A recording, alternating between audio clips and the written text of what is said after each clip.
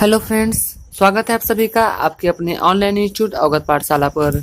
आज हम लोग संविधान की एक बहुत ही महत्वपूर्ण श्रृंखला पर चर्चा करने वाले हैं। आज का हमारा टॉपिक है मूल अधिकार।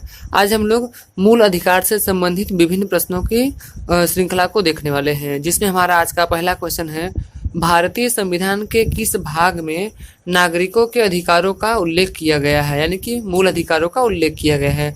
ऑप्शन ए भाग 4, ऑप्शन बी भाग 5, ऑप्शन सी भाग 1 या ऑप्शन डी भाग 3। तो चलिए इस क्वेश्चन का राइट आंसर देखते हैं। इस क्वेश्चन का हमारा राइट आंसर हो जाएगा ऑप्शन डी भाग 3। भारतीय संविधान के भाग 3 के अनुच्छेद 12 से 35 तक में मौलिक अधिकारों का उल्लेख किया गया है। मौलिक अधिकारों का प्रावधान अमेरिका के संविधान से लिया गया है, जो कि अमेरिका के अधिकार पत्र यानी कि बिल ऑफ राइट्स के समान ही है। चलिए तो अगले क्वेश्चन की ओर बढ़ते हैं। आज का हमारा अगला क्वेश्चन हो जाएगा, निम्नलिखित में से कौन सा मूल अधिकार भारतीय संविधान के नागरिकों को नहीं प्रदान किया गया है। ऑप्शन ए देश के किसी भी भाग में बसने का अधिकार, ऑप्शन बी लिंग की समानता का अधिकार, ऑप्शन सी सूचना का अधिकार या ऑप्शन डी शोषण के विरुद्ध अधिकार। तो चलिए इसका राइट आंसर देखते हैं। हमारा इसका राइट आंसर हो जाएगा ऑप्शन सी सूचना का अधिकार। सूचना का अधिकार मूल अधिकार के रूप में भारतीय संविधान के नागरिकों को प्रदान नहीं किया गया है। यह एक विधिक अधिकार है, अर्थात एक लीगल राइट है, जिसे सूचना के अधिकार अधिनियम 2005 में नागरिकों को प्रदान किया गया है। चलिए तो अगले क्वेश्चन को बढ़ते हैं। आज का हमारा तीसरा क्वेश्चन हो जाएगा, निम्नलिखित में से किस अनुच्छेद में समता के अधिकार का प्रावधान है, यानी कि समानता के अधिकार का प्रावधान है। ऑप्शन ए अनुच्छेद 14, ऑप्शन बी अनुच्छेद 19, ऑप्शन सी अनुच्छेद 20 या ऑप्शन डी अनुच्छेद 21। चलिए तो इसका राइट आंसर देखते हैं। इसका राइट आंसर हो जाएगा ऑप्शन ए समानता का अधिकार अनुच्छेद 14 में वर्णित है। किसमें? अनुच्छेद 14 में समानता का अधिकार यानी कि इक्वलिटी बिफोर लॉ, अनुच्छेद 14 में इसका उल्लेख किया गया है। तो हम देखते हैं कि भारतीय संविधान के भाग 3 में निहित मौलिक अधिकारों के अंतर्गत समानता के अधिकार का उल्लेख अनुच्छेद 14 में किया गया है, जो कि 18 तक है। अनुच्छेद 14 से 18 तक। अनुच्छेद 14 के अनुसार राज्य नागरिकों को विधि के समक्ष या विधियों के समान संरक्षण से वंचित नहीं कर सकता है। चलिए तो अगले क्वेश्चन की ओर बढ़ते हैं। आज का हमारा अगला क्वेश्चन हो जाएगा, भारतीय संविधान का कौन सा अनुच्छेद अस्पृश्यता का उन्मूलन करता है। तो चलिए इसके राइट आंसर की ओर बढ़ते हैं। इसका राइट आंसर हो जाएगा, तो सबसे पहले तो ऑप्शन देख लेते हैं। ऑप्शन हो जाएगा हमारा जो अनुच्छेद 1 है, ऑप्शन ए अनुच्छेद 14, ऑप्शन बी अनुच्छेद 15, ऑप्शन सी अनुच्छेद 16 या ऑप्शन डी अनुच्छेद जो है कि 17। तो देखते हैं इसका राइट आंसर हो जाएगा ऑप्शन डी। ऑप्शन डी यानी कि अनुच्छेद 17। अनुच्छेद 17 में अस्पृश्यता के अंत के बारे में बताया गया है। भारतीय संविधान के अनुच्छेद 17 में अस्पृश्यता के उन्मूलन का प्रावधान किया गया है। अस्पृश्यता के प्रयोग एवं उसे बढ़ावा देने या उससे संबंधित विचारों के कारण उत्पन्न किसी प्रकार की निर्योग्यता को दंडित करने के उद्देश्य के द्वारा संसद अस्पृश्यता अधिनियम 1955 पारित किया गया है तथा वर्ष 1976 में इसमें संशोधन करके इसका नाम नागरिक अधिकार संरक्षण अधिनियम 1955 कर दिया गया है।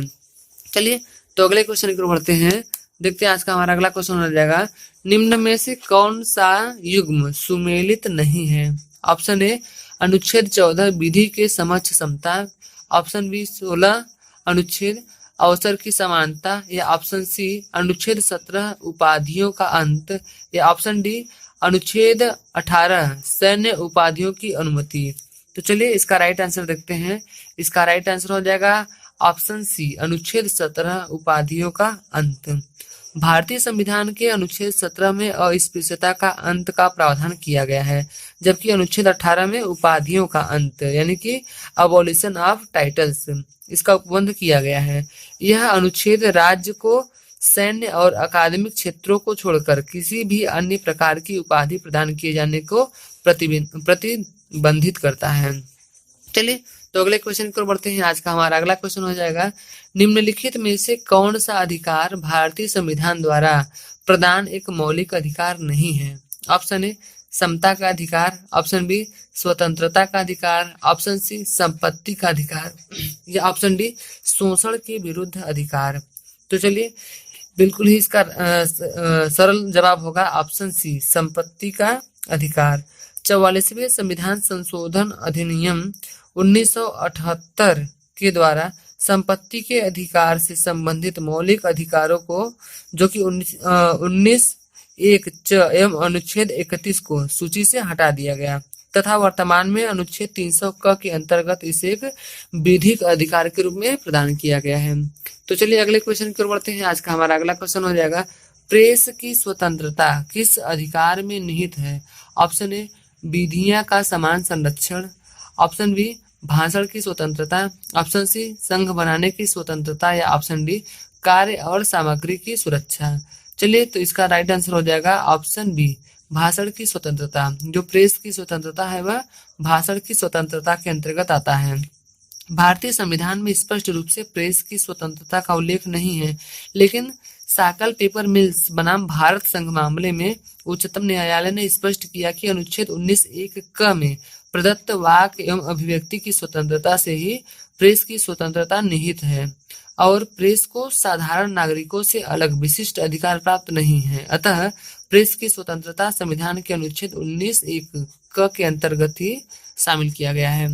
चलिए अगले क्वेश्चन की ओर बढ़ते हैं। आज का हमारा अगला क्वेश्चन है, भारतीय संविधान का अनुच्छेद 19 प्रदान करता है ऑप्शन ए 6 प्रकार की स्वतंत्रताओं को, ऑप्शन बी 7 प्रकार की स्वतंत्रताओं को, ऑप्शन डी 8 प्रकार की स्वतंत्रताओं को या ऑप्शन डी 9 प्रकार की स्वतंत्रताओं को। तो चलिए देखते हैं इसका राइट आंसर क्या होगा। इसका राइट आंसर हो जाएगा ऑप्शन ए 6 प्रकार की स्वतंत्रताओं को। भारतीय संविधान का अनुच्छेद 19 नागरिकों को कुल 6 प्रकार की स्वतंत्रताएं प्रदान करता है। वे कौन कौन सी हैं? अभिव्यक्ति की, सम्मेलन करने की, संघ बनाने की, अबाध संचरण, निवास एवं व्यापार की स्वतंत्रता। ये कुल 6 प्रकार की स्वतंत्रता है अनुच्छेद 19 के अंतर्गत।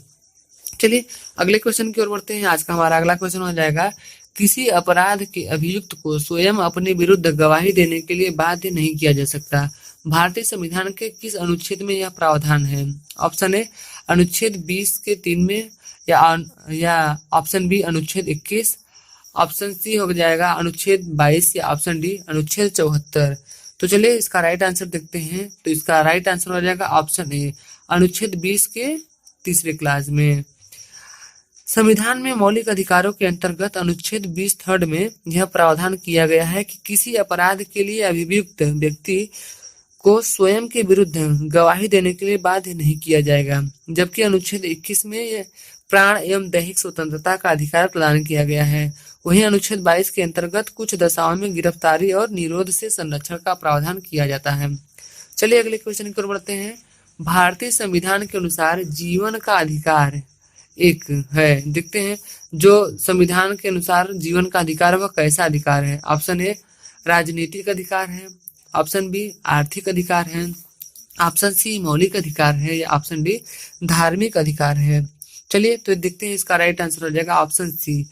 भारतीय संविधान के अनुसार जीवन का अधिकार एक मौलिक अधिकार है। जीवन का अधिकार अनुच्छेद 21 के अंतर्गत भारतीय संविधान में एक मौलिक अधिकार है। उच्चतम न्यायालय ने अनुच्छेद 21 की व्यापक व्याख्या करते हुए स्थायी आवास एवं निजता का अधिकार आदि को भी जीवन के अधिकार के रूप में मौलिक अधिकार के रूप में मान्यता दी है। चलिए तो अगले क्वेश्चन की ओर बढ़ते हैं। आज का हमारा अगला क्वेश्चन है, 6 से 14 वर्ष की आयु के सभी बच्चों या सभी शिशुओं को शिक्षा का अधिकार देखते हैं किस प्रकार से है या किसमें शामिल है। ऑप्शन ए राज्य के नीति निर्देशक सिद्धांतों में सम्मिलित है, ऑप्शन बी मूल अधिकार है या ऑप्शन सी संवैधानिक अधिकार है या ऑप्शन डी उपर्युक्त में से कोई नहीं। तो चलिए इसका राइट आंसर देखते हैं। इसका राइट आंसर हो जाएगा मूल अधिकार। 6 से 14 वर्ष की आयु के सभी बच्चों को शिक्षा का अधिकार मूल अधिकार के रूप में प्रदान किया गया है।